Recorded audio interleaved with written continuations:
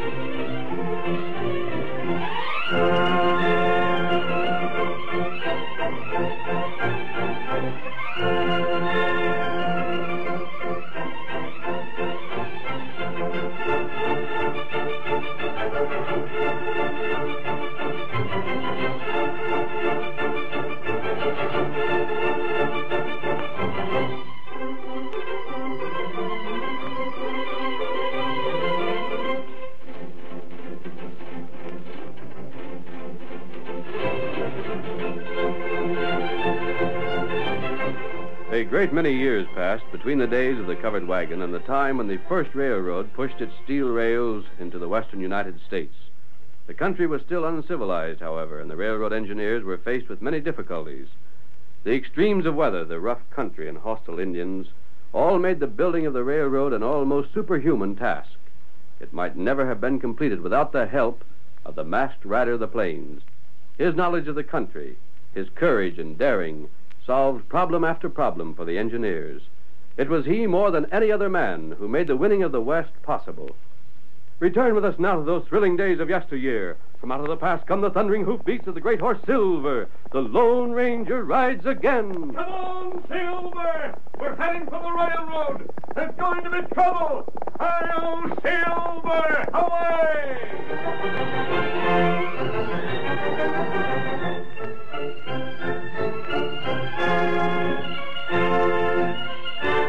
A supply train was driving west of Ogden over a newly laid stretch of track.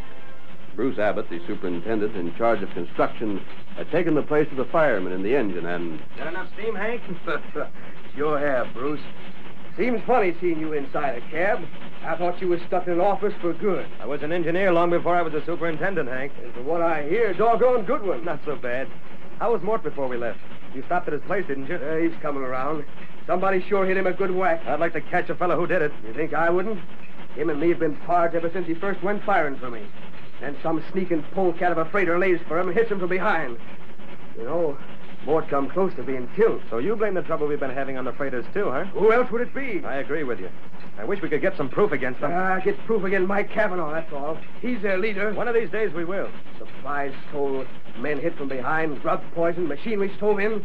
There ain't a doggone thing them freighters could think to do that they ain't done. You'd expect they'd realize there's no use fighting. The railroad has come to this country, and it's here to stay. Wagon freighters are through. If they'd admit the fact and plan accordingly, they might save something from their investment. If they continue fighting, they'll lose everything. How's the dude take the trouble we're having? Paul Booth? Uh-huh. He's all right, Hank. It isn't his fault his father's general manager of the line. Nope. It ain't his fault he's your assistant, either. What he savvies about railroading, you can learn from a jackrabbit. He sure must be a help to you. He'll learn. Everybody's got to learn sometime. Yeah, they don't have to start learning at the top, though. I'm afraid you don't like it. The dude. Would he turn to and fire for me like you're doing? He'd be too doggone scared of getting his hands dirtied up. I'm here because I had to inspect this rail. Uh-huh. And you could have been doing it riding fancy like a passenger. But instead, you take Mort's place so you wouldn't have to ask one of the boys to do a little extra. Seems getting low, isn't it? Might fire up a little.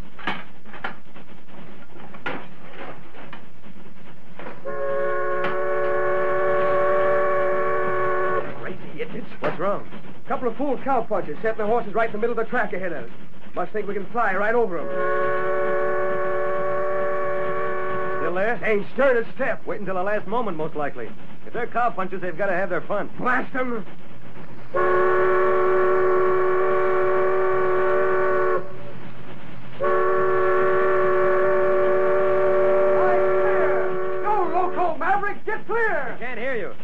blazes is the matter with them? Ain't they got no sense at all? You think they see you? Of course they do. And if they didn't, they could hear us. It wouldn't be a holdup. Oh, nobody'd hold up a supply train. Bruce, they ain't gonna budge. Maybe there's something wrong. We'll blame soon find out. And if they figure on stopping us just for a joke, I'll have their fool hide. You better stop fast. I'll tell him something.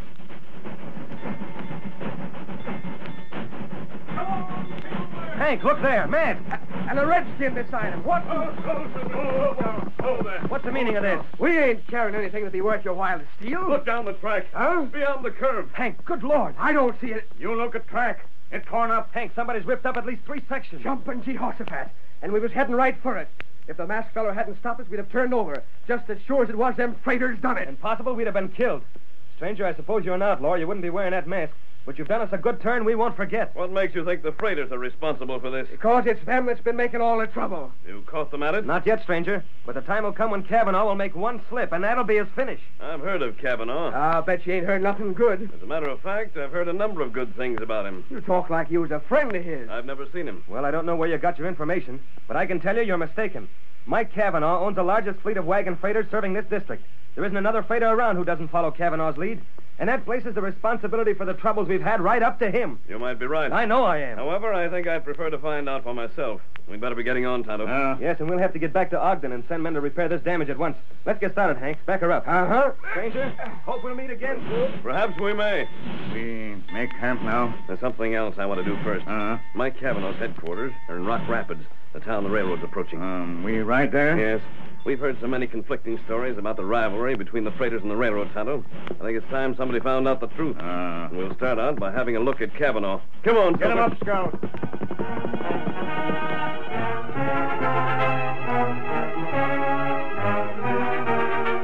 It was evening before the Lone Ranger and Tonto approached Rock Rapids.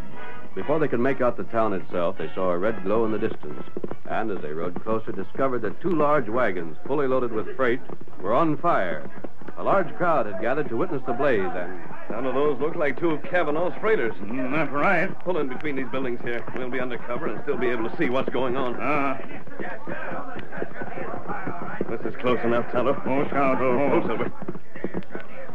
Those are Kavanaugh's wagons, all right. You can make out his name painted on the side. The fire hasn't reached yet. A big fellow in the center looking on. I wonder if that isn't Kavanaugh himself. And that's what fellas say him look like. Yes, he answers the description. Look, Tonto, and that's Kavanaugh. He's going after that little breed. Tonto, ride a little closer. Perhaps we can learn what the trouble is. You little snake. Come here.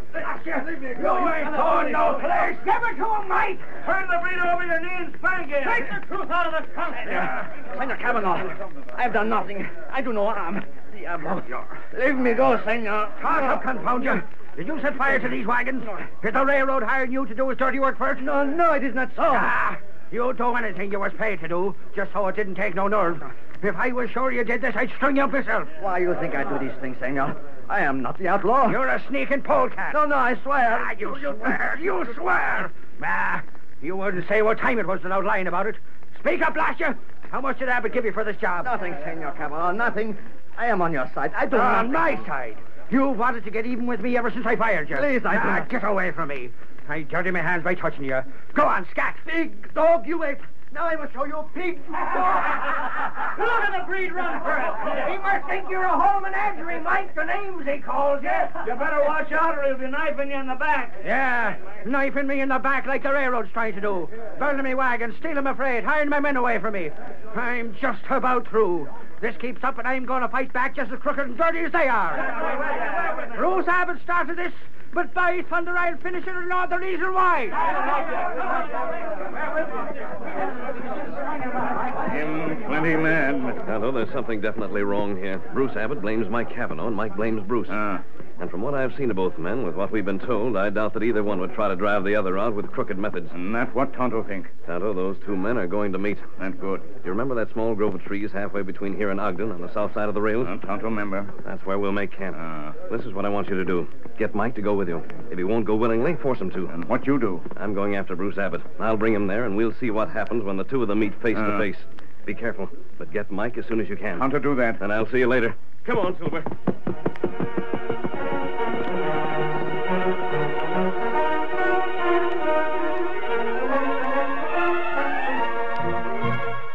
Bruce Abbott's office was in Ogden. Later that same evening, he was seated at his desk, and across from him was young Paul Booth, his assistant and the son of the railroad's general manager. Bruce finished reading a letter from the home office and tossed it impatiently aside with, Yeah, they want miracles. They're just asking you to do the job you were hired to do. Yes? You think I'm to blame for the delays we've had, Paul? Well, you're in charge, aren't you, Bruce? What is there I failed to do that I should have done? I'm not your boss. Right. Paul, let's put our cards on the table. I've defended you in front of the men for the good of the organization. But I don't have to pretend between the two of us. I've been doing your work as well as my own. You wouldn't have been made my assistant if it weren't for your father's authority. Oh, so you're criticizing my father, eh? He's a good man, but a poor judge of his son's worth. Why, Hold on, I'll finish what I have to say. You've made it clear enough since you've been here that you think you're better fitted for the job I hold than I am. At least I'd catch the crooks that cause all the trouble. Possibly, but you've caused trouble in another direction. I haven't the least doubt that you're the cause of the things that were written in this letter. Yeah? What did it say? It stated emphatically that the next accident causing a delay in construction would mean my discharge. Well, fair enough. I've known your father for a long time. He's had complete confidence in me until you came here and started writing him letters. Maybe it's about time I came along. Maybe he needed someone on the ground who'd tell him the truth. You're just sore because You're a he's spoiled kid who's had everything his own way. Well, as long as you're working under me, that's finished. From now on, you'll do your share. I'll send you packing just as fast as I would one of those men out there laying rails. Bruce, I've got an idea I'll be here long after you're gone. Very well. But until then, by heavens, you'll obey my orders. What? The masked man I met today. Bruce, you're coming with me. I'm what? Well, so you're friends with outlaws, eh? There's a man I want you to meet, Bruce. Get your hat and coat. We're riding, and we're not wasting time.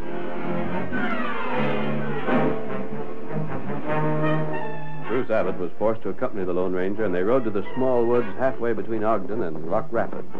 Tonto and Mike Cavanaugh were already there, and the Indian jumped to his feet at the sound of approaching hoofs. Whoa, Silver. Whoa, boy. Whoa. Tonto, get Mike all right. I see you did.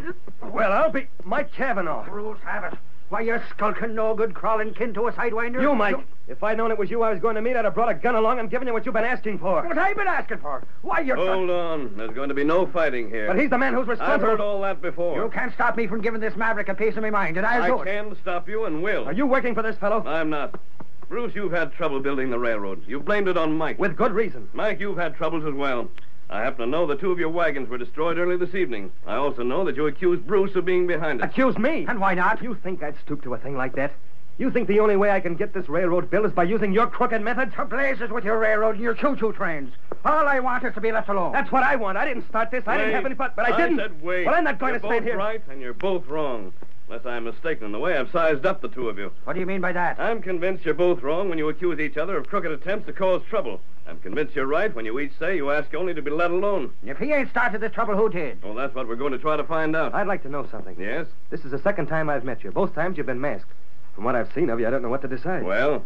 Either you're not an outlaw, or what I thought I knew about outlaws was all wrong. Now, which is it? Tonto and I are not outlaws. You know, I'm inclined to believe you. Yeah, you are a funny-sounding fella for a crook, stranger. Well, let's get down to business.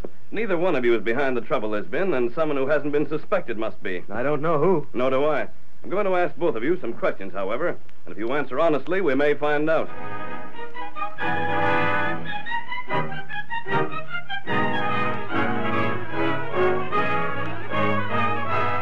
The curtain falls on the first act of our Lone Ranger drama. Before the next exciting scenes, please permit us to pause for just a few moments.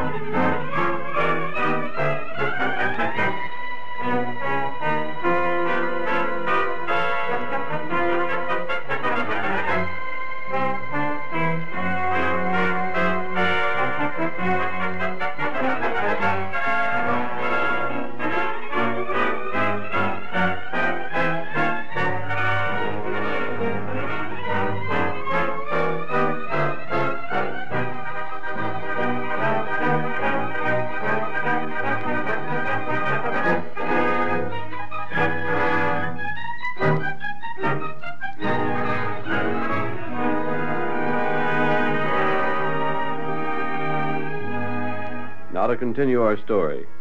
When the Lone Ranger had closely questioned Mike Cavanaugh and Bruce Abbott, he allowed them to return to their homes. Then he talked over the situation with Tonto. Tonto, from what we got out of Mike and Bruce, it seems there are only two men who might have caused all this trouble. That's right. One is that breed we saw near the fire. Mike told us Pedro's hated him ever since he caught the breed stealing and discharged him. From what Mike said, Pedro wouldn't have the intelligence to plan all the suspicious accidents that have happened both to the railroad and the freighters. And he wouldn't have a motive. He might try to get even, but his method would be a knife in the back, not a large-scale quarrel between the two outfits. Maybe Mike right? Bruce, however, named Paul Booth. Paul would have the intelligence. And yet Bruce won't believe that Paul would deliberately wreck the railroad. He's willing to admit Paul would like to have him fired. He won't admit Paul would be disloyal to his own father. Other feller hurt father. Paul wouldn't be the first disloyal son. There's one drawback, though. What that? Bruce says Paul hates physical labor. Paul, for instance, would never have gone to the effort of tearing up those rails. There's one other objection. Paul has a perfect alibi for the time that a number of the attacks occurred. He was with Bruce when Mort McMahon, the fireman, was struck. And you think him not crook? I don't know. There's a possibility I just thought of. What that? Pedro and Paul Booth might be together in this. Paul could plan it, and Pedro could carry out the plans. That's right.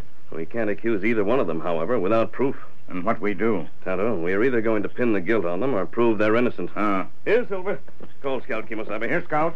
I'll ride to Ogden, Tonto. You'll ride to Rock Rapids. How to do that? Steady, old fellow. I want you to keep an eye on Pedro. I'll watch Paul Booth. That heap good idea. We want to get to the bottom of this as soon as possible. Another serious accident and Bruce loses his job. We've got to prevent that. Tonto try. Good. As soon as I learn anything, I'll return here. You do the same. Hi-yo, Silver! Get him up, Scout. Away!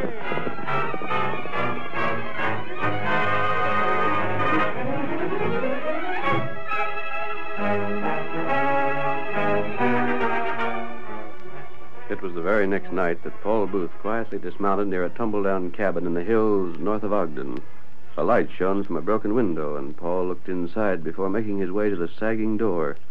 There he knocked 3 times. A pause, then twice more. Is that you, Senor Booth? Quick, open up. Si, one moment. I have been waiting. Let me in. Close the door. Si. Now then, let's get this over quickly. I want to get back to town. Senor Booth has another little job for Pedro, huh? Keep your voice down, you fool. This place is about as private as a town hall. Look at that window and that lamp. Blow it out. Si, senor. There, it is out. Poof. We're in the dark. That's better. Pedro, I've got one more job for you. It's big, but I think it'll be the last. And the job? I suppose you know there's passenger service on the railroad from the east to Ogden now. So I have heard. You know that trestle over Big Pine Canyon? The trestle they completed just a month ago? I know it well. Pedro, you're going to fix that trestle so that when the passenger train crosses, it breaks through. No. I say yes. There will be lives lost. Not your life. But if I should be caught, senor... If you're caught, it'll be your own fault. Who's to see you around there? There was never a white man in that country till the construction crew came through. But the trestle, that will not be easy to do. I didn't expect it would be. It will take several days. I planned on that. And the money, senor. For such work, I will have to have much money. How much? I've got money. $1,000. Nonsense. Senor, I will not do it for less. It isn't worth half that. But when the train falls, I will be wanted for murder. No, senor. It is $1,000 or nothing. You money-grabbing breed. All right. If you have to have 1,000, you'll get 1,000. And you pay me when? In 2 days. It is as good as done. Bueno, senor. This will be Abbott's finish, Pedro. That will be worth money to you, senor. Plenty. Dad said the minute I proved myself on this job, he'd turn over the money that was left to me by my grandfather. See. With Abbott fired, I'll get his job, the trouble will stop, and I'll get the credit. You are most clever. Smart enough to get what I go after. That's all then, Pedro. I've got to be getting back. You start on that trestle at once. You'll get your money, don't fear. I do not doubt your words, senor. And while I think of it, there's something else you'd better not doubt. What is that? That as sure as you talk, I'll slit your throat. No, I do not talk. I am quiet like the grave. If you're not, you'll be quiet in your grave. Goodbye now. I'll leave first. Give me several minutes start. Adios.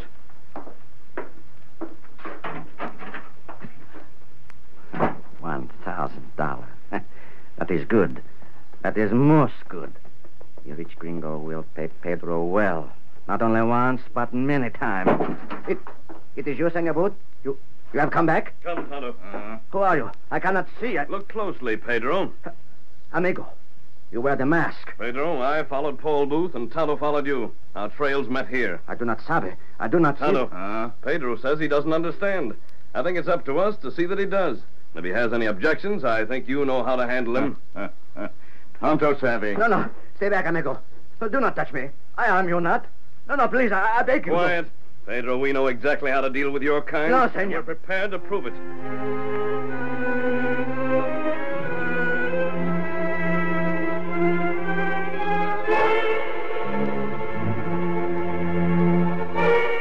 The masked man, after his visit to the cabin in the hills, sent Tonto eastward on a mysterious errand. Paul Booth kept his appointment with Pedro and paid him the $1,000 he had promised. We see him now, several days later, as he paces up and down the length of Bruce Abbott's office. In heaven's name, Paul, what are you grinning about? Nothing, Bruce. Nothing. I suppose not. You object to my feeling well, do you? Ah. You might as well. You object to everything else I do. Quit that pacing the floor. You'd better do something for your nerves. See, you might try. You might try letting me get my work done. Which reminds me, these are reports you're supposed to be making out. Oh, never mind apologizing. Apologizing? Why, you know By the way, while I think of it, you get any report on that westbound train yet? The passenger? Yeah. It's on time. Oh. Why? Expecting someone? No. Just wondered. Look, Paul, how about helping out? There's more paperwork than I can handle. Dig in and make yourself useful. Oh, I don't Mr. feel Booth. it. Yes? This just come in over the wires for you. I thought you'd like to have it right away, so I brought it over. Thanks. I'll take it. Telegram, Paul? You can see it is. Who from? It's from... Good Lord. Huh? Something wrong, Mr. Booth? My horse. Flares. Where's some flares? Now, what in tarnation got into him? Must have had something to do with that message. I don't know as how it could, Mr. Abbott. 'Twa'n't nothing but word from his paw. Yes? Good news it was, too. His paw said he was coming to Ogden today by that train from the east. I see. Flighty young fella, ain't he? Yep, mighty flighty. Instead of acting pleased to see his paw, he rushes out like it was the worst thing could happen.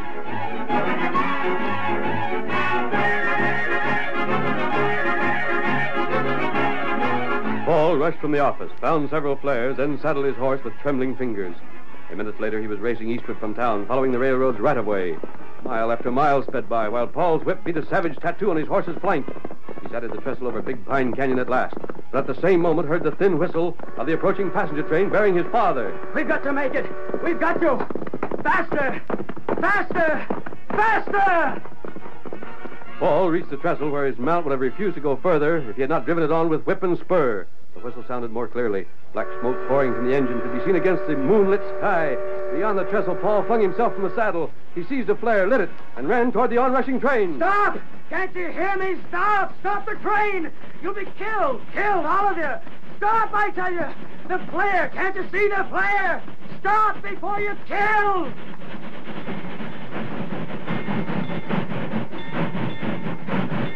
Oh, thank heaven. They heard me. Heard me. Hey, what's the trouble? What's your flag is down for? My father, he's on the train. Sure he is. Now, what of it? Now, look back there. Here comes them fool passengers. You stopless like this, like they got them scared to death. Hey, what's the trouble? Something wrong with the engine? Ain't a hold-up, is it? Hey, where's the trouble? Dad! Hey, Dad! Oh, did you stop this train? The trestle. It isn't safe to cross. I just found out. The freighters must have weakened it on purpose. The freighters are not responsible if the trestle's been weakened. They are. I must be. Son, I was told you'd be here. I was told more than that. I was told you'd do your best to stop this train. Told, but how? I don't see. This Indian told me. That's right. No, he couldn't have. Oh, you were trapped into showing your hand. We knew if you got word your father was coming on this train, you'd never let an accident happen if possible. Wait, listen. You can't say you just learned about the trestle, because your father was told of our plan 2 days ago by Tonto. He couldn't have known then. You'd just discover the damage to the trestle now, if you were innocent. He could. You might have fixed this up between you. That might be true if we couldn't prove that the only word you got from anyone was a telegram from your father. Both the telegraph operator and Bruce Abbott can testify to that. No. Moreover, there's Pedro's confession. Pedro's confession? And the money you paid him, which will make good evidence. Pedro was forced to tell your scheme. Dad, you don't believe it, do you? You don't think I'd do a thing like this? No, you can't. I wouldn't have believed it, Paul, if I hadn't seen what amounted to your confession with my own eyes. We could have proved your guilt before. It was your father who insisted on doing it this way. He wanted to see for himself. Come on there. No, here's this little breed that was in. Who are you? Me? Shucks, I'm Mike Cavanaugh. The fella that was supposed to be fighting with Bruce here till the masked fella come along and proved different. Bruce, you here too? We saddled and followed as soon as you'd left town. Mr. Booth, Yes, Bruce? Mike and I have been talking things over.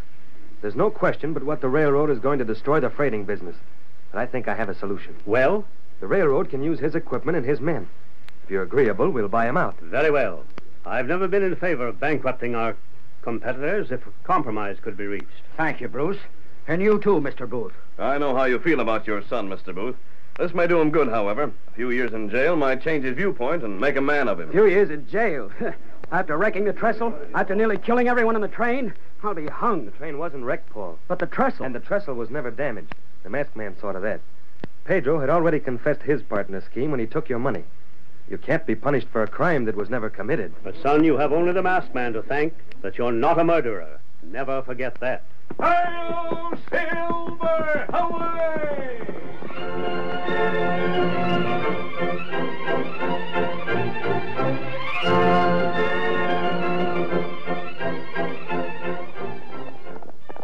Come on, Silver, old fellow. There's justice to be done on the trail ahead.